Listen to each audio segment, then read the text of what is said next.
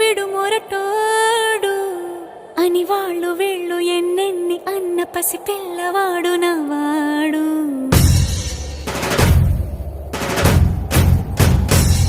విడు ముండోడు అని ఊరు వాడ అనుకున్న గాని మహారాజు నాకు నవ్వాడు.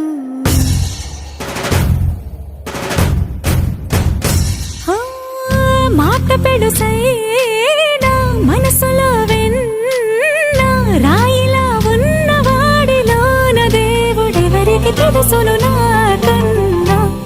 సూసేకి అగ్గిరవ్వ మాదిరే ఉంటా